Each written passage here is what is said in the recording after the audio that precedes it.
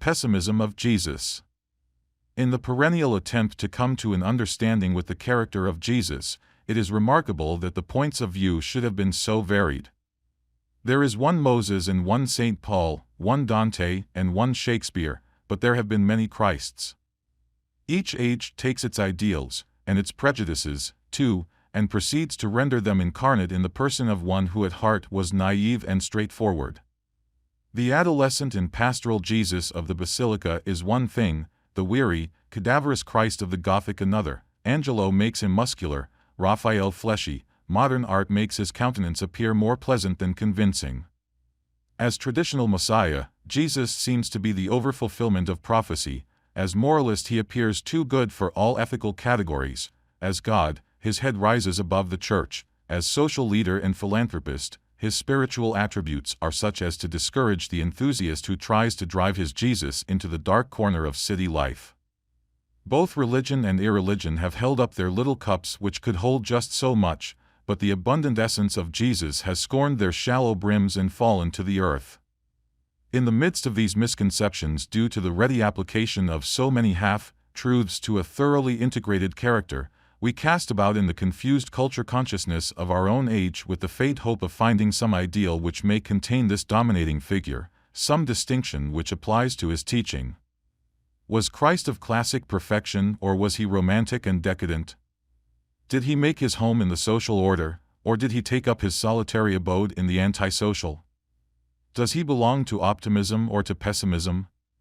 It is peculiar to the character of Jesus to be surprising to the specialist, to be disconcerting to him who would indulge in firm definition.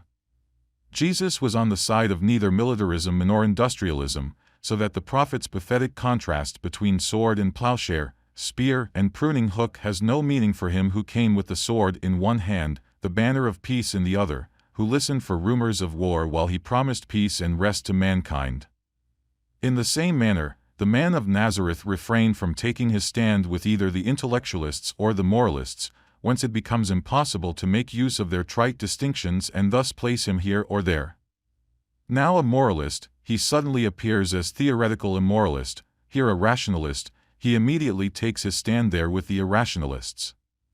The perfection of Jesus seems then to amount to saying that he is at all times himself. He may sympathize with petty systems, but he has no intention of sharing their half-heartedness. In the perfection, one finds the august pessimism of Jesus. The use of such a term as pessimism, in an age which reeks with optimistic sentiment and in a country which is too busy to reflect upon the meaning of words and thoughts, is likely to cause some annoyance, yet, there is a depth and an inclusiveness about the term which would seem to make it eminently applicable to the character of the Galilean seer. He who is wounded by the suggestion that Jesus was strangely drawn by the idea of the not, the unhappy, and the bad may make the hazardous experiment of attributing to the character of Jesus the optimistic attributes of human thinking, whereupon he will discover that the ideals of Leibniz and Browning are but poor anodynes for the heart of him who was acquainted with grief and alive to the spirit of contradiction in life.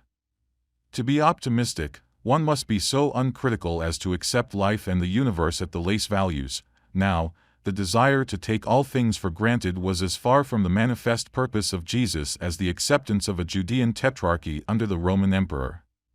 Then, to be an optimist, one must indulge a certain bourgeois blindness to the existence of the remote and ideal, where imperceptible and useless things are in full bloom, as in a hanging garden. Jesus was so blue-eyed and far-sighted as to see through the optimities of the immediate order of things in nature and humanity.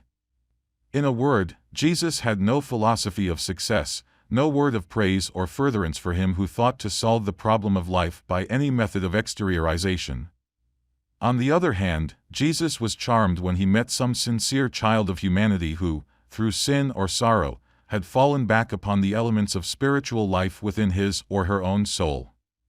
Hence, it is not the tired businessman, but he who is world-weary in the midst of life's chaos who has a right to expect something of the evangel. At the present hour, Galilean pessimism seems so hopeless that we prefer not to eat and drink at his table of black bread and bitter wine. We are content to gather up the little crumbs of comfort that may fall unheeded to the floor. It was perhaps to expect too much of the Western world when it was asked to accept the mysticism of the Orient, and the pagan, practical spirit of the Occident may perhaps be praised for the manner in which it has tried to adjust its life ideals to a pessimistic religion wholly alien to its own genius. When we recall how Jesus, in his own Vanitas Vanitatum, placed his affair upon nothing, we wonder how the realism and utilitarianism of the Western world could tolerate him any more perfectly than did Herod and Pilate.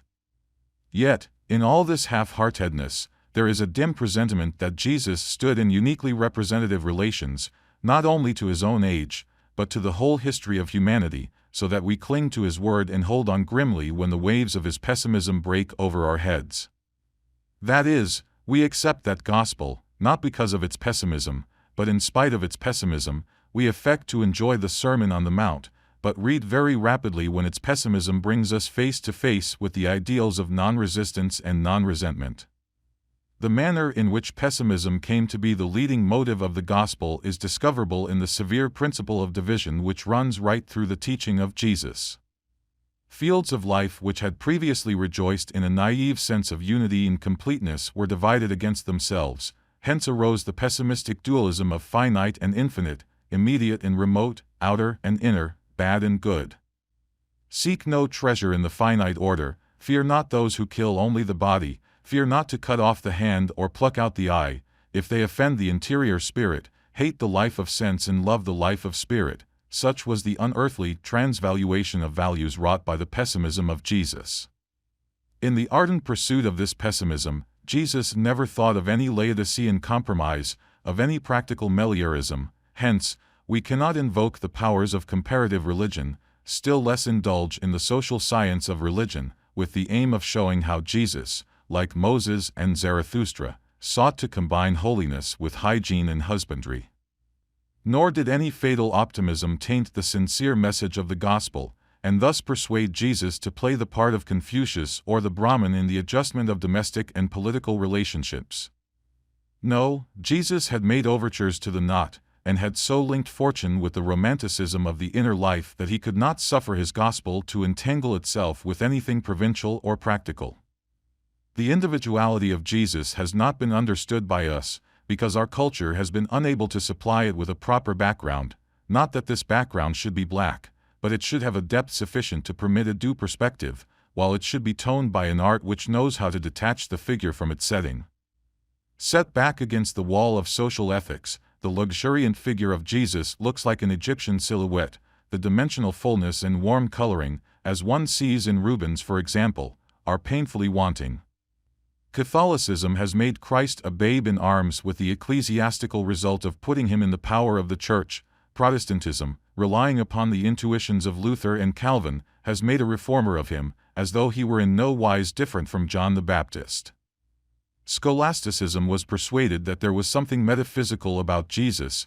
Protestantism was equally insistent upon the moralistic interpretation of his character. Doubtless there is truth in the Christ idea, doubtless there is as much worth, but is there not also an impression which may be appreciated by pessimistic art?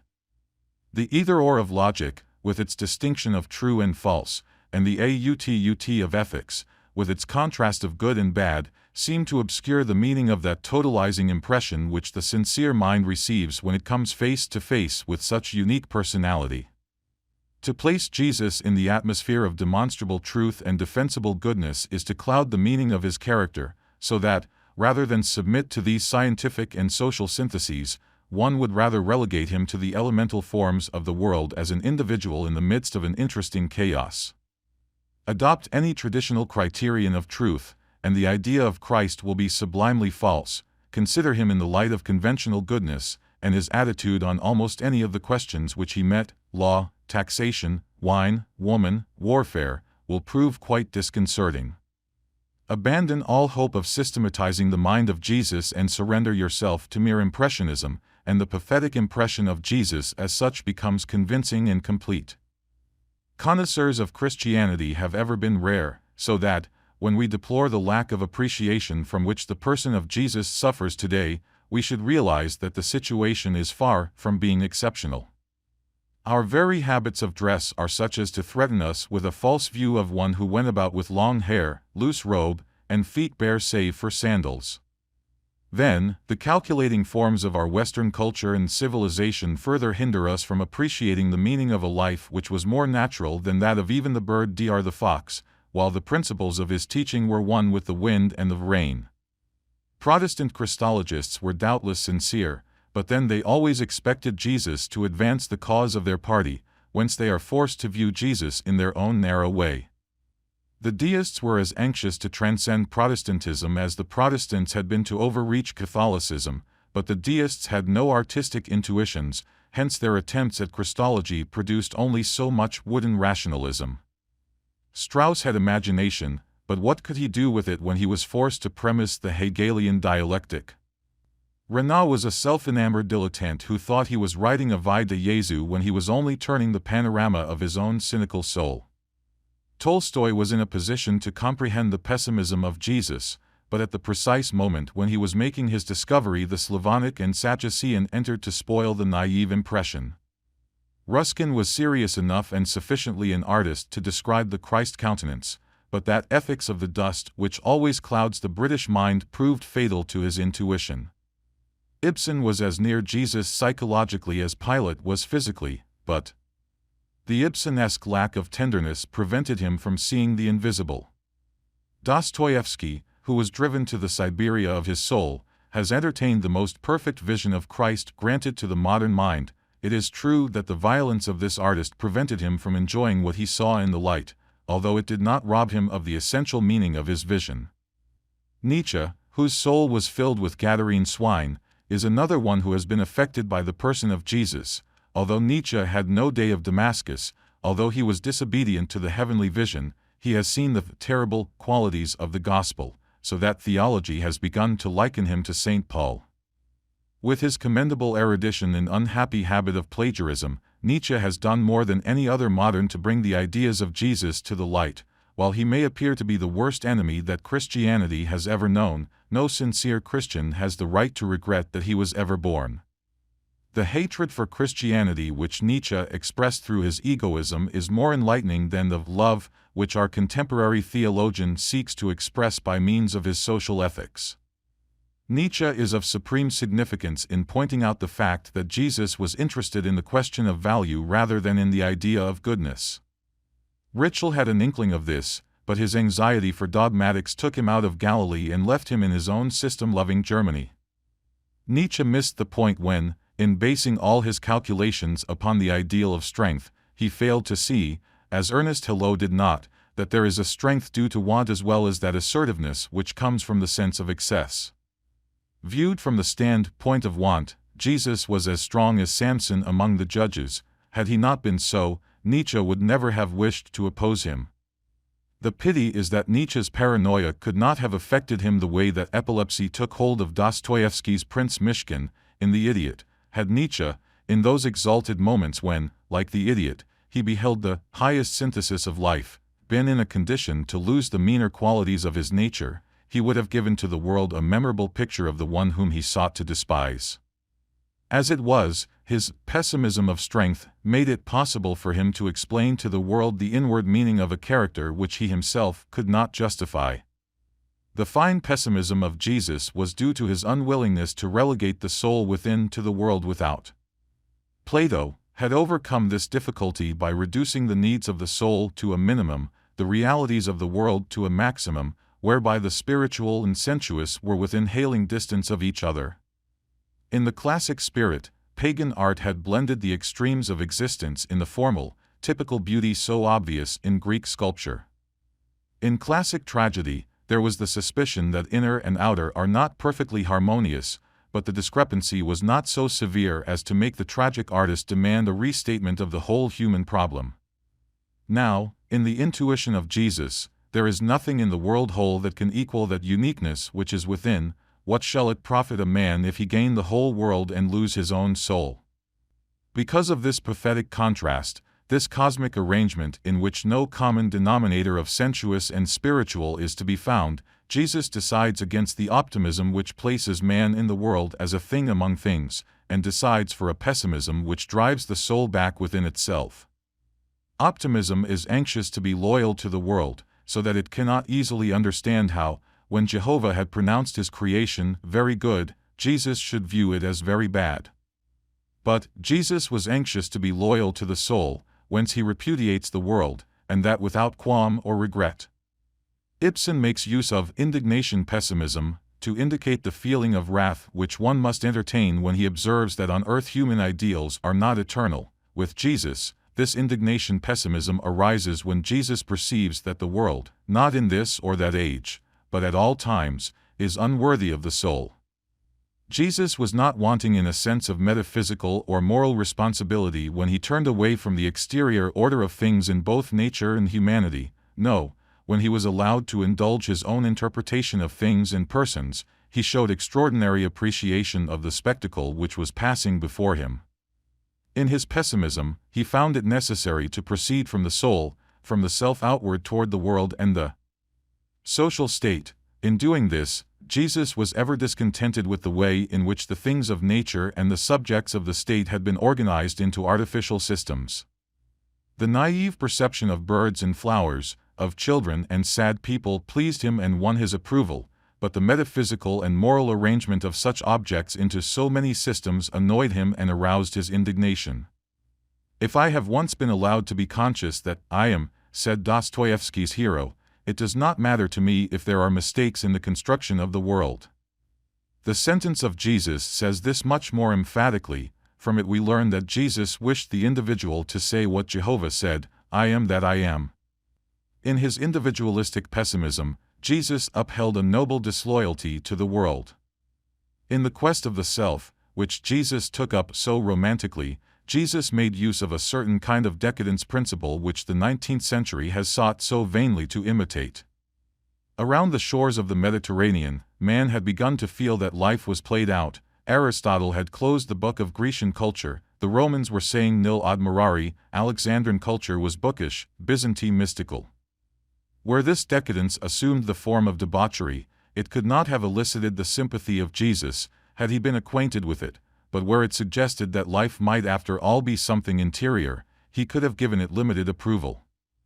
The decadence principle of Jesus was qualitatively distinct from that of the pagan world. Moreover, that which with others of this period was simply contempt for the world was with Jesus an extraordinary enthusiasm for the soul. This egoistic enthusiasm might have assumed the aesthetic form, whence the self had become a beautiful soul. Had Jesus surrendered the self to truth, the soul would have been but so much metaphysical soul stuff. It was, however, the idea of worth which served Jesus in bringing about the emancipation of the human self from the things of the world.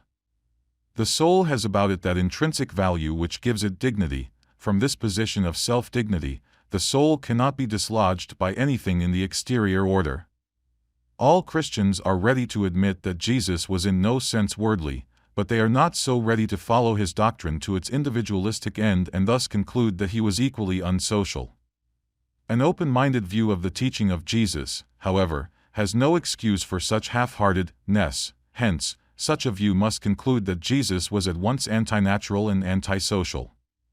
It may indeed appear that, in the intuition of Jesus, there was still some way in which the self might be related to a sincere view of the world, to an essential conception of humanity, but our ordinary views of nature and society are insufficient to express the meaning of exteriority which Jesus attributed to the human self. In the morale of Jesus, one must hate, not only the things of the world, but father and mother, wife and child, brother and sister. At the same time, one must realize the value of the self. God, so he reasoned, could see value in the sparrow that brought less than a farthing in the market. Why, then, should not man see as much worth in the soul as in the sparrow? The sparrow-like souls of men are on the labor market today, but according to the indignation individualism of Jesus, one such sparrow soul is more than equal to the whole billion-dollar market, just as the soul of one soldier is more than equal to all the issues of the present war among the industrial nations of the earth. Was Jesus suffering from egomania? Was he like Stirner, or Ibsen, or Strindberg? Because we are unwilling to admit the justness of such an unfortunate conclusion, we persist in that absurdly social interpretation of the gospel for which Union Seminary and the University of Chicago have become famous. The indignation individualism could not endure the things of the world, even where it did not wholly sever its connection with that which Villiers de L'Isle Adam called the old, complicated exteriority. Jesus could not bring himself to believe that the self was dependent upon or in communion with the world of things. For him nature was no more a setting than it was a background for Michelangelo or a milieu for Corneille. Perhaps, like Corot, Jesus would tolerate the landscape as long as it seemed to provide a place for the spiritual life of mankind, but toward nature large and raw Jesus was cavalier-like in his suggestion that the soul might uproot trees, remove mountains, and smile at the destruction of all things. According to the symbolism of the Gospels, as with the symbolism of contemporary poetry, Jesus was ready to say, "The world does not exist for me, le monde n'existe pas pour moi." Nevertheless, Jesus was somewhat extravagant in his praise of certain types of natural objects, although these were usually small and spirituel, like birds and foxes, lilies and vines, fields and hedged vineyards. In his attitude toward mankind, Jesus was somewhat genre in his art, whence children are preferred to men of the world, while the poor and meek, merciful and mournful are exalted above princes and judges.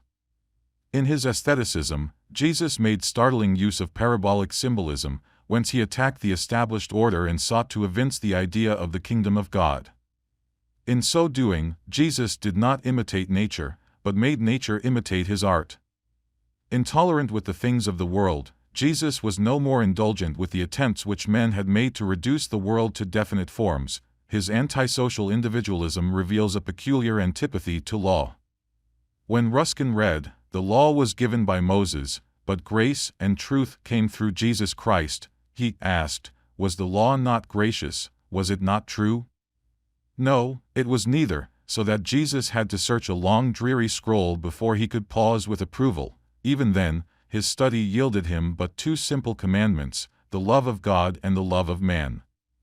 Even here, Jesus paused but a moment, then, he purged human love of both hate and lust, while he expanded the love of God into his ideals of non-resistance and non-resentment.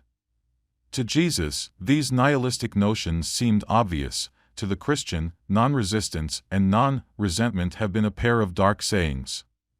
All exalted religion has indulged in the same idealism, so that, when a Jesus, a Lotze, a Gautama, or a Solomon attempts to base his system upon that which in the world is imperceptible and that which in society is inaccessible, he invariably makes use of just such pacifistic irony.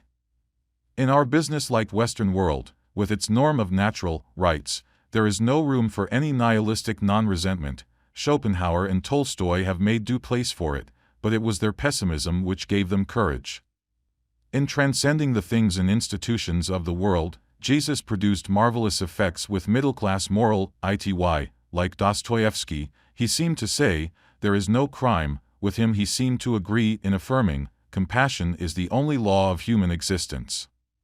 In the midst of this new conception of life, this inward and aristocratic conception which has meant so much to Ernest Hello, Jesus was Ibsenesque in his insistence upon truth. Without any idea of crime, Jesus was convinced of the existence of wrong, whence Nietzsche gives him the credit of having unearthed the worm of sin. But, at this point, Nietzsche, who was annoyed at the originality of Jesus, made the mistake of thinking that Jesus was wont to condemn the sin of strength, when the truth of the matter is that Jesus usually condemns that spiritual dullness which leads to cruelty and the lie. Murder and adultery do not amaze him. At war and the rumor of war, he is not dismayed, but failure to see the truth and to tell the truth seem to anger him. For those who are dull there is no hope. They commit the unpardonable sin of failing to recognize the truth. Like Socrates, Jesus thus makes knowledge the pivotal point in all morality. Like Buddha, he insists that such saving insight comes from compassion. The earthly Parsifal stands in need of enlightenment. This can come through compassion alone. If, now, the light that is within one be darkness, how great is that darkness? The distinction of good and bad, so dear to the mediocre mind, has no place in the pessimism of Jesus. Why criest thou me good? Which one of you convinceth me of sin? Jesus was anxious to put an end to this bandying about of the terms good and bad.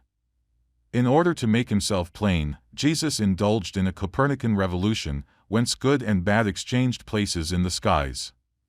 First of all, Jesus had no desire to place the seal of his approval upon those who were in the position of earthly greatness, whence he dismisses Caesar with a witticism concerning the Caesarian image on the coin, calls Herod a fox, and treats Pilate with silence. Parties came in for similar condemnation.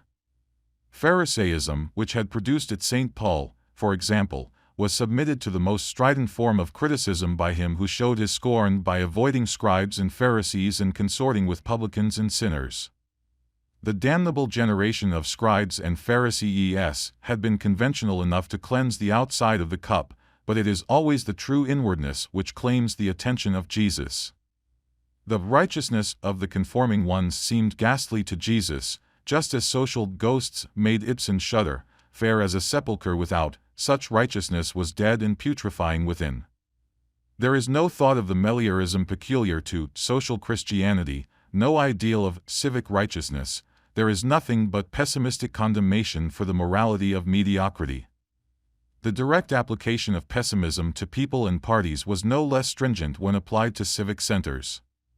In the midst of his condemnation, Jesus was amazed at the way the sons of men had missed the point in life. That which was an open secret with babes and sucklings was strangely hidden from the wise and prudent. In his moral art, Jesus made bold transitions into remote keys to produce new and interesting dissonances for men's ears. When the new moral music was heard in the streets of certain proud cities, the effect was most startling. Woe unto Bethsaida and Chorazin, mercy for the memory of Tyre and Sidon. Down with self-exalting Capernaum, and let Sodom spring up from its ruins. With their proprieties, Bethsaida and Capernaum might be compared with Boston and Brooklyn, while the corruption of Sidon and Sodom might perhaps be paralleled in Chicago and San Francisco. If, then, Christ were to come to Chicago, as the evangelical enthusiast once wished might be the case, would the result be as the Church might think it had reason to expect? In the midst of these painful transvaluations, Jesus had a way of justifying his attitude toward Sodom and things Sodomic. In his treatment of sinners, Jesus seemed to look for two things as the basis of judgment. Was there frankness at the beginning and sorrow at the end? The woman who brought the alabaster box of spikenard, the fruits of her sin, perhaps, seemed sadly out of place at the feast of the Pharisee.